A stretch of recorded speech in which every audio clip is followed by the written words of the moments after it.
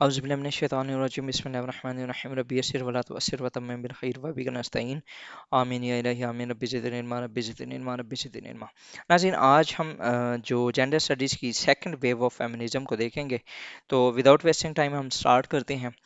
اس کا اگر back ground دیکھا جائے تو جب ویو سٹارٹ ہوئی تھی تو اس کے اندر ایک بک جو تھی وہ پبلش ہوئی 1963 کے اندر، فیمینن مسٹیک، ٹھیک ہے، اور اس کی دیکھتے ہی دیکھتے 3 ملین کاپیز جو تھیں وہ سیل ہو گئیں۔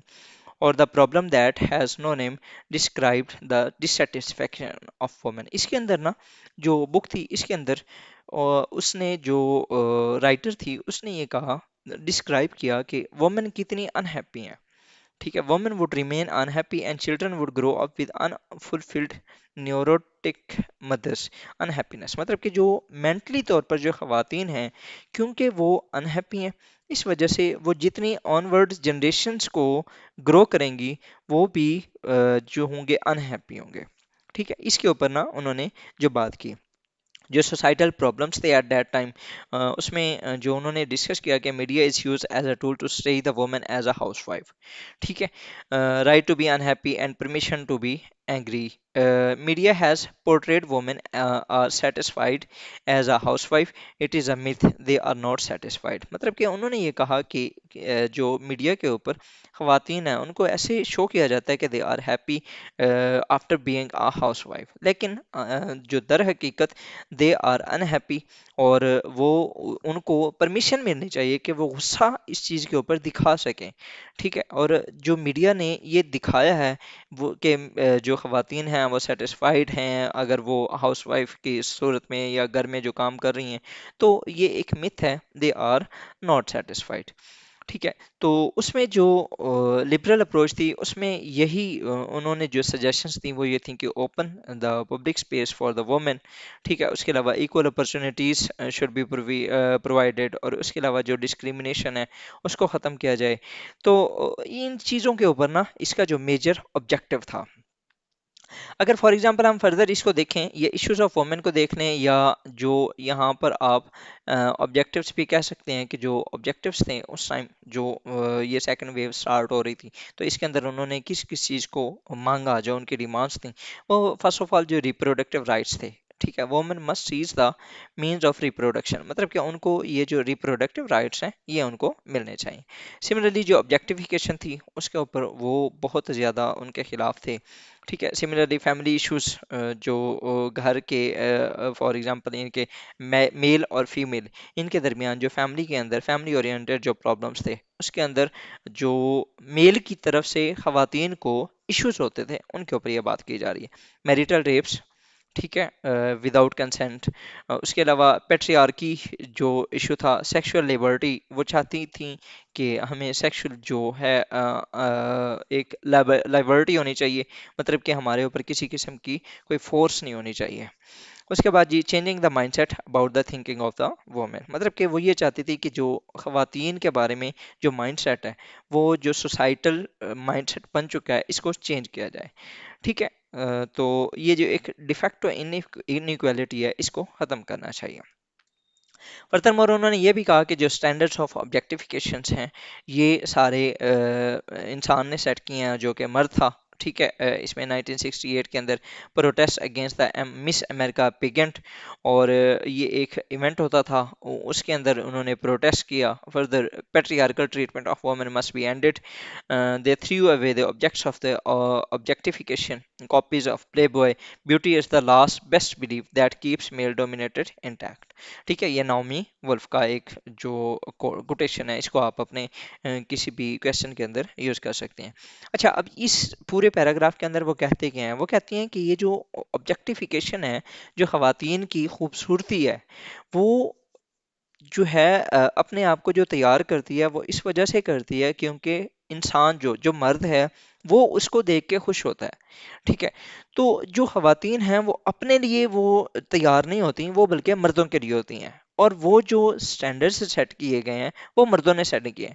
تو انہوں نے اس ٹائم کے جتنے بھی اس طرح کے اکوپمنٹس تھے جو کہ آبجیکٹیفیکیشن کے لیے تھے، جو بیوٹیفیکیشن کے لیے تھے، وہ انہوں نے سارے پھینک دیے، ٹھیک ہے، انہوں نے اس چیز کے خلاف پروٹیسٹ کیا کہ اب جو اسٹینڈرڈ آف آبجیکٹیفیکیشن اور اسٹینڈرڈ آف بیوٹیفیکیشن جو ہے وہ ہم خود سیٹ کریں گی. ٹھیک ہے. اس کے بعد جن کی جو ریڈیکل اپروچ تھی وہ انہوں نے یہ ڈسکس کیا کہ men have excluded women from all cultural practices, they consider women as the second sex. یہ سائمن ڈی بیور کا کوٹ ہے. اس کے بعد دی بچ مینیفیسٹو، جو رین نے یہ لکھا. اس کے علاوہ human is defined as man, woman is defined as female. ٹھیک ہے، یہ ان کی جو کوٹیشن تھی. اس کے بعد جی ریڈ اسٹاکنگ مینیفیسٹو، یہ مختلف قسم کے مینیفیسٹوز تھے. ان کو آپ ایک بار گوگل کریں گے آپ کو ان کا تھوڑا سا بہت آئیڈیا ہو جائے گا.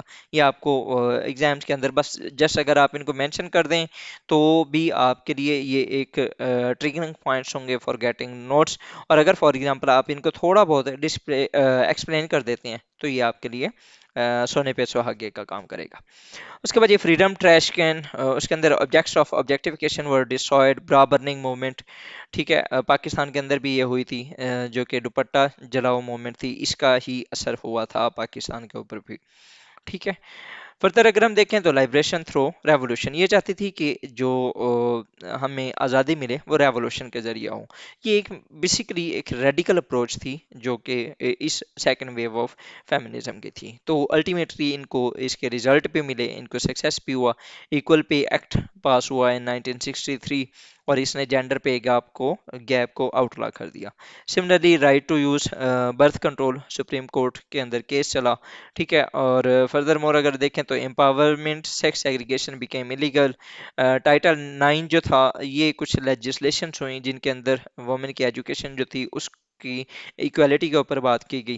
رو ورسز ویڈ کیس تھا جس کے اندر ریپروڈکشن فریڈم جو تھی، کیونکہ ہم نے آلریڈی پڑھ چکے ہیں کہ یہ ریپروڈکٹیو رائٹس کے لیے سفر کر رہی تھیں اور یہ موومنٹ ان کی چل رہی تھی تو وہ ان کو مل گیا. Similarly Nebraska pass law against the marital rape. ٹھیک ہے. اس کے بعد جی جان آف کینیڈی کا ایک کمیشن تھا، اس نے بھی ایک بنایا on the status of women. اس کے بعد یہ اگر فار ایگزامپل ہم دیکھیں تو organisation made in the radical feminism era, تو ان کے اندر جان آف کینیڈی نے ایک کمیشن بنایا تھا for the status of women, اور ایک آرگنائزیشن بنی تھی now, national organization of women.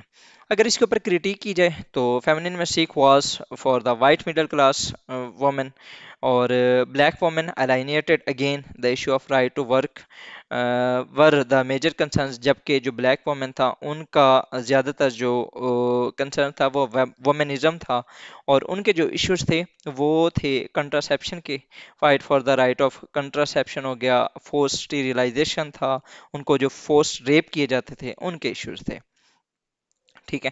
اب بیک لیش بھی پھر ہوا کہ مردوں کی طرف سے، اس میں ایکسٹریمسٹ اینڈ ریڈیکل فیمنسٹ، انہوں نے ان کو ایکسٹریمسٹ کہا. مس اینڈری مطلب کہ جو مردوں کے خلاف جو نفرت وغیرہ ہوتی ہے وہ کہا. Encouragement of لیسبینزم. اس کے بعد ریگن کا جو ایرا تھا وہ کنزرویٹو تھا، اور اس نے فردر پھر کیا کیا، تھرڈ ویو آف جو فیمنزم تھی اس کا ایک رستہ اوپن کیا.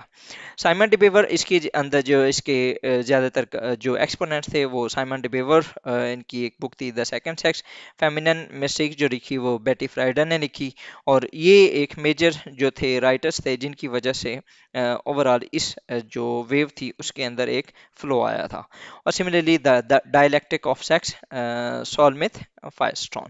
یہ کچھ بکس ہیں جن کو آپ پڑھ بھی سکتے ہیں اور ان کو آپ فردر مینشن بھی کر سکتے ہیں.